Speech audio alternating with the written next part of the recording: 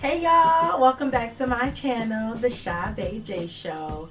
Thanks again for tuning in. So as you can see, I am adding another show to my review channel.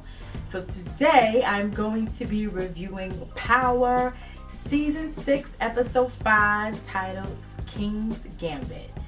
So before we even get to it, let me just say that because I am going to be incorporating new shows to my review channel, I need a little assistance because I work full time, so I don't got time to be remembering all the details to every show.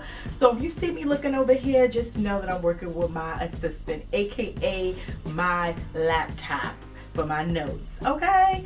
Anywho, so without further ado, let's get right into it.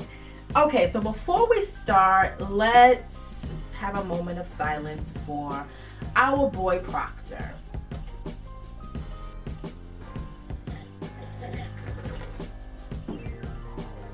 Okay, that's enough. Nah, but all jokes aside, you know, Proctor had a really good run on this show. I can honestly say that he has been by far the most loyal lawyer on television. I don't know who is more loyal than him. I mean, up until his dying day, he was just very loyal to his client Ghost. And I think he just was doing or making a decision that he thought would benefit his daughter, little Lisa Marie. You know, the phone call that he made to her before Tommy, you know, let loose on him. It's not funny, I shouldn't be laughing. But the phone call that he made to his daughter, Lisa Marie, was just so touching. Like, it just reminded me, or not even reminded me, it just made me feel like, you know, you just never know when it's your time to go.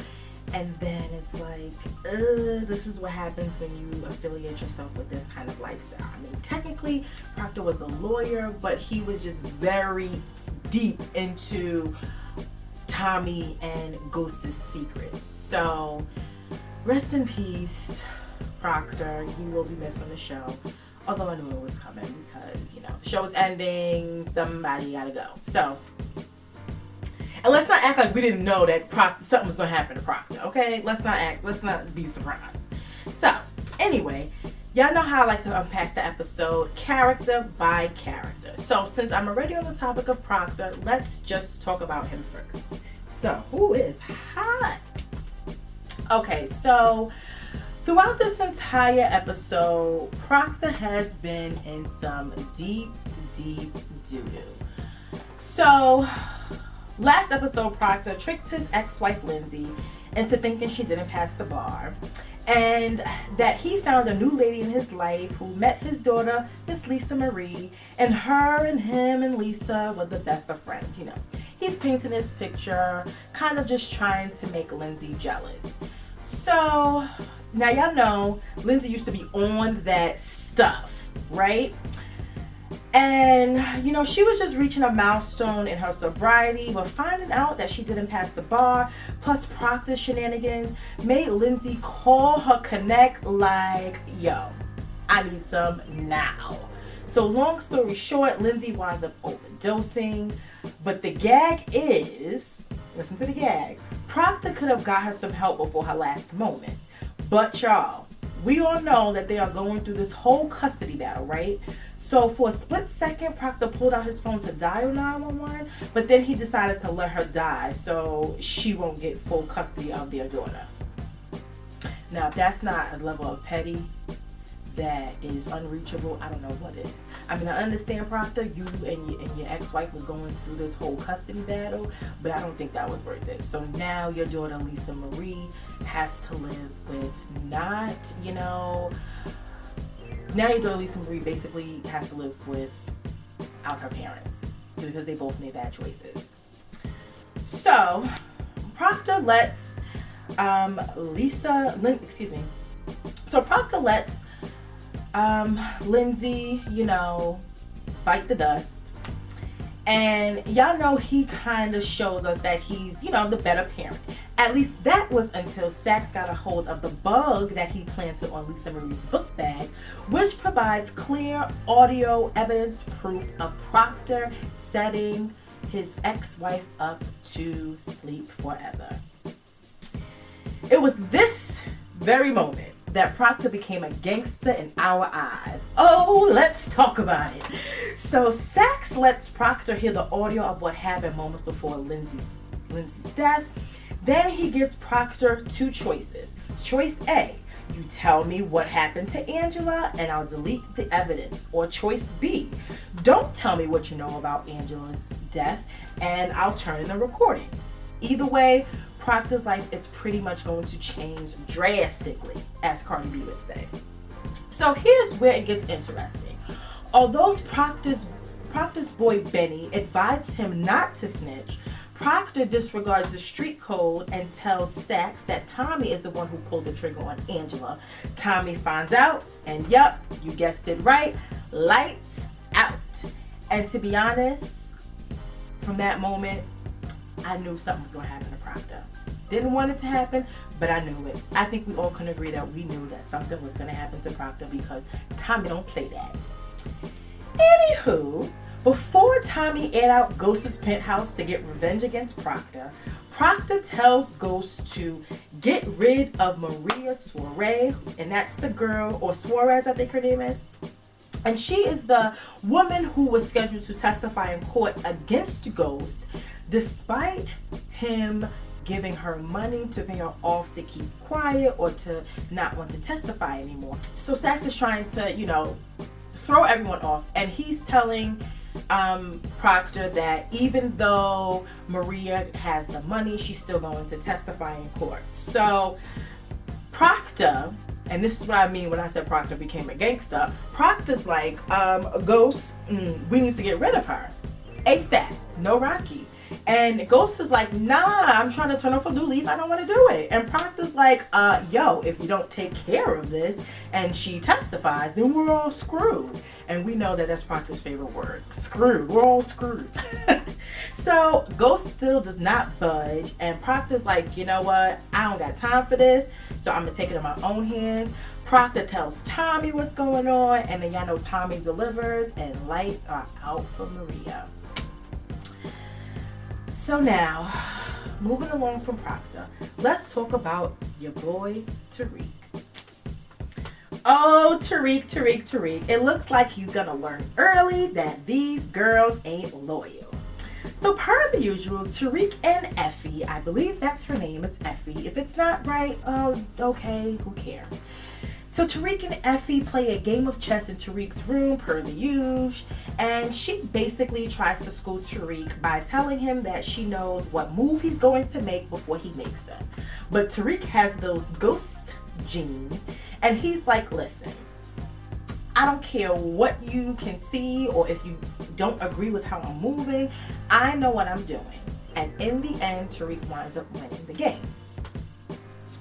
So what is interesting, or what becomes interesting, is when Tariq utters these words. He says to Effie, while I'm busy sacrificing my pawns, you're too busy trying to protect yours. Playing defense makes you weak. Heard you, baby ghost. Anyway, then Tariq gets a text from Vincent that says, and y'all know who Vincent is. Vincent is not Tariq's supplier, but Tariq is basically selling to Vincent. So Vincent's like, Tariq, you owe me double the product and you need to get it to me by tonight. So we know that Tariq ain't got it, but just wait and see what happens. So now we know that when it comes to these, drug lords and people who are in a position of power like this, they don't play about getting their money and their product when they demand it and they want it no later than the time and the day that they requested it, or somebody gotta go. And that is period, Pooh. So we then find this out, ladies and gentlemen, that Effie is not really down like she says she is. And behind Tariq's back, she's keeping an unknown person in the loop with his dealing activities. Just when we all were thinking that Tariq was about to get him a nice, semi-gangster intellectual boo who was down with the shiznits, Effie turns up to just not be, who we expected her to be. Anyway, so at this point, we all know Tariq ain't got no dang on product to deliver since he got caught last episode stealing Tommy's goods, or as they say in the new Netflix show, Top Boy, they call it food. Top Boy is on Netflix, and it's executive produced by no one other than Champagne Poppy. Anyway, I should get a sponsorship for that. Oh, I should be a sponsor for that. So anyway, since Tariq doesn't have any product and he thinks he can fool Vincent by mixing fake stuff with the real stuff. So y'all, long story short, your boy Tariq is using aspirin, y'all. Aspirin. Now, I'm not the smartest person in the world. I don't know much about, the whole dealing situation. But I know that just wasn't smart. And to do that to a person like Vincent, he's been in the game for a while. That wasn't going to fly. But Tariq is a fool at this point. And, he's just going to have to learn his lesson. So not only was that a dumb decision on Tariq's behalf, but this fool also thought it was smart to sneak in a classroom at his school to mix and match his knockoff products. And OMG, y'all, he's thinking he's so slick, but this whole time, little Effie is standing behind him, watching him work his magic, if that's what he calls it. Y'all, she gave an anonymous tip to their dean saying that she saw Tariq in their school's lab basically cooking up dope with a crock pot. On some Migos type stuff. So now, long story short, Tariq gets expelled and Ghost and Tasha are livid to hear that their baby boy is out here trapping like a narcos. Narcos got cooked like Pablo. Anyhow, so Vincent finds out that the product that Tariq delivered is not what it should be, and it's a knockoff and it's fake. So he kidnaps Tariq, sets Tommy and Ghost up to meet at some kind of carnival/fair setting. Looks like Coney Island to me, but what do I know? And then he tells Tommy and Ghost that they have 24 hours to get $2 million in order to get Tariq back, or they will take his lights out. Lights out for Tariq. I just want to know how, Shaa'Vaee. How are you supposed to get $2 million in 24 hours? Now, y'all know Ghost is going through this financial trouble. Tommy out here making money, but he ain't making that much money to get $2 million that quick, I don't know what's going to happen, but I do know that Tommy and Ghost are most likely going to put the BS aside, team up, help get Tariq out this jam. But my question is, what's going to be Tariq's punishment for putting your lives in jeopardy, basically, and his own life in jeopardy? This is not the first nor the second time that Tariq has proven to us that he is a fool, and that Tariq just, he just does what he wants, and he's not well educated on street life. And I just don't know. So I'm hoping that Ghost and Tommy figure something out as far as Tariq. Or Tariq just might be like, what, I'm grown now, I don't care. I'm just doing what I want to do.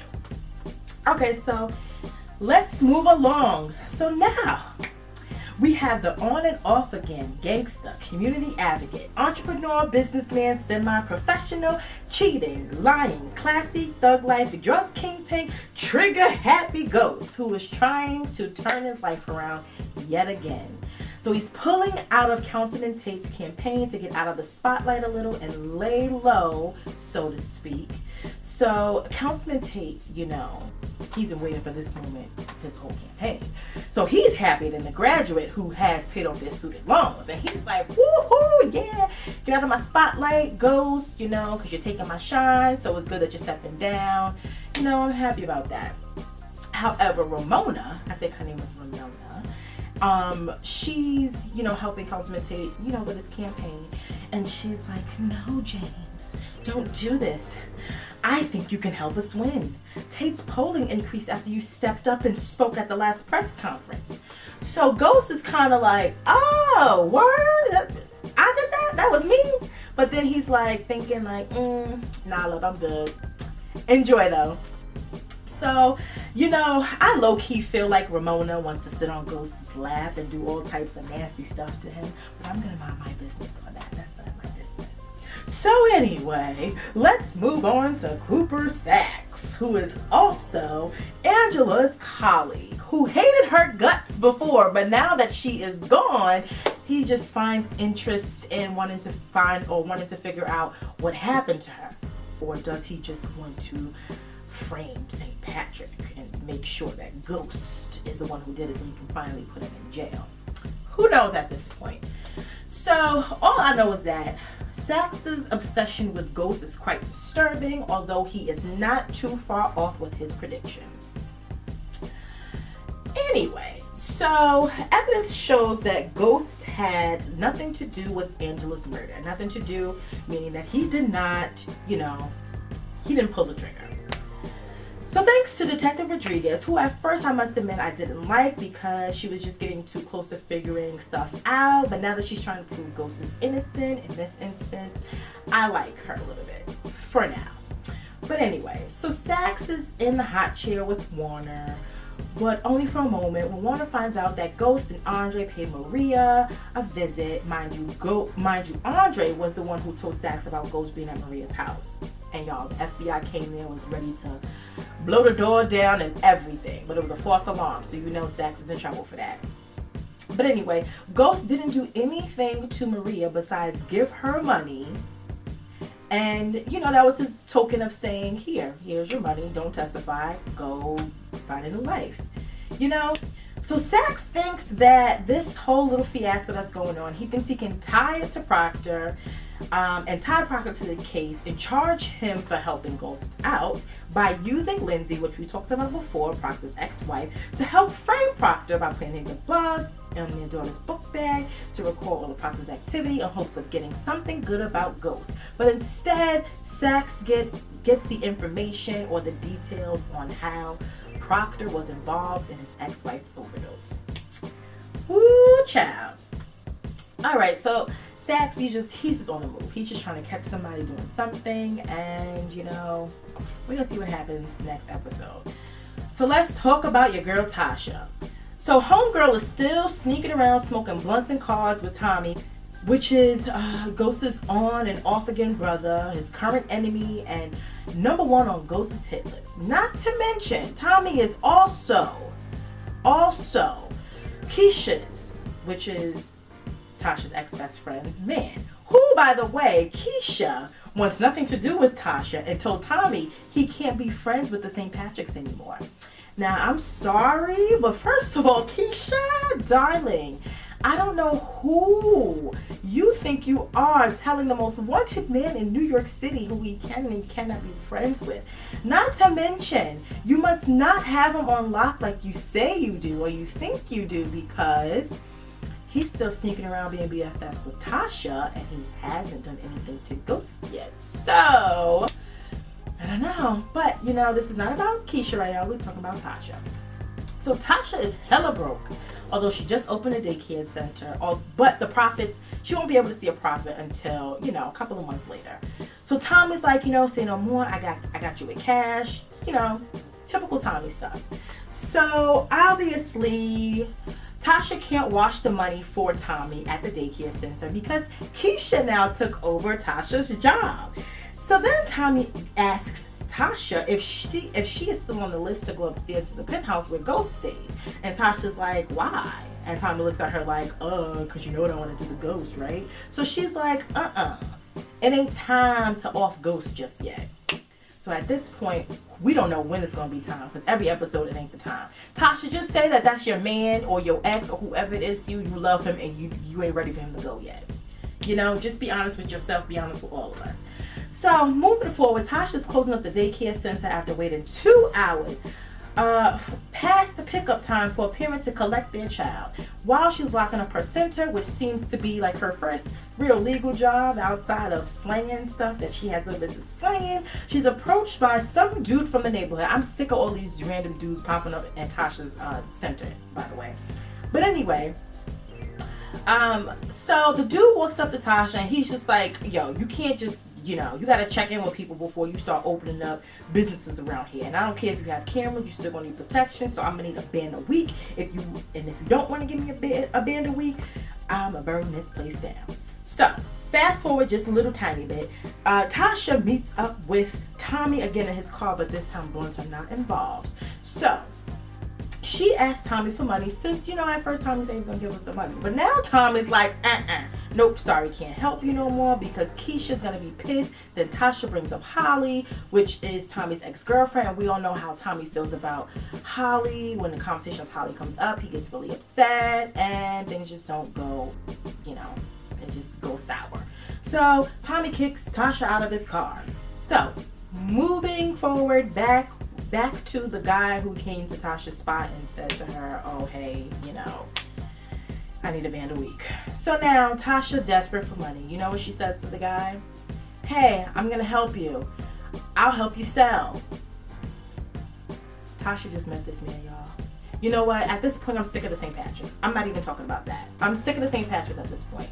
So we're dwindling down. So now let's talk about Andre for a very brief second. I'm just surprised that he has not gotten touched yet, but he's still playing both sides, trying to win Ghost loyalty while also working with the feds to get his daughter back, which is probably not going to happen either. I'm just waiting to see who's going to off Dre first. Not sure, but we will see. He should have been gone, and I'm not sure what's going on.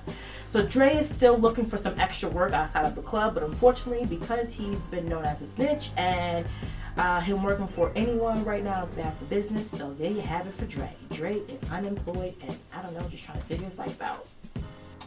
So Keisha, we talked a little bit about Keisha, a couple minutes ago.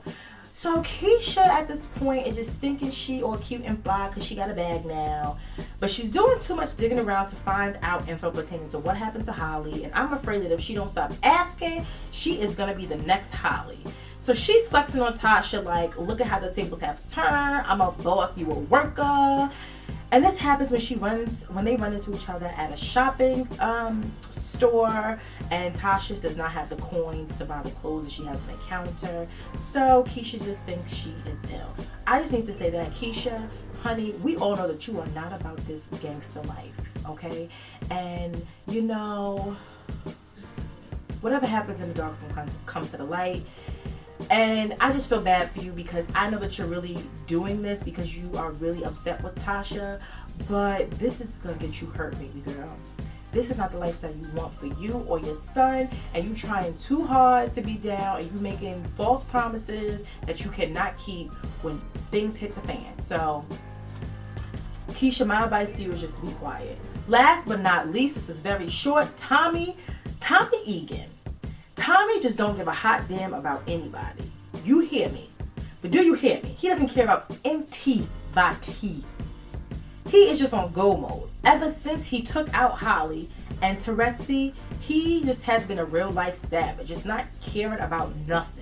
And I'm just scared that he's just gonna really fall for Keisha because he's starting to fall for her, and she's just gonna prove that she's not down, or she's gonna try too hard to get the details about Holly and be all up in this business, and then she's gonna wind up just like the rest of the victims. And we just don't need more blood on Tommy's hands. Tommy, it's enough. I just don't understand how Tommy, is just walking around these parts as if he's not, I don't know. I feel like he is such a criminal that at this point they should have been locked him up and thrown away the key. I don't understand how he is still like mobile. Not that I don't, I want Tommy to still be out there, but I'm saying, like, what are y'all doing? What type of work are y'all doing? Y'all so busy focusing on ghosts when the real crazy guy is out here still just taking everybody out. Everybody. One by one, he's taking everybody out and nobody seems to care. So, Tommy, all I'm going to say is if you get caught, my brother, they're probably going to give you the death penalty. Like, you ain't going to jail. You ain't going to jail. They probably just gonna give you the death penalty, and that's it. And because you lived a life, brother. You lived a long, long criminal, violent life, and it's gonna catch up. It's gonna catch up sadly. But so that's pretty much it of season 6, episode 5 of Power. If you haven't already done so, be sure to subscribe, like, and comment under this video. Let me know your thoughts on what happened in the episode. Maybe talk about some things I probably didn't cover. Be sure to tell a friend to subscribe, and I will be back next week to unpack episode 6 of Power, so we can talk about what is going on, and let's see what happens between Tariq and Vincent and Tommy and Ghost and Tasha slinging and Keisha thinking she gangster. We're gonna see what happens. Alright, y'all. Thank you for rocking with your girl. I'll see you next week. Bye.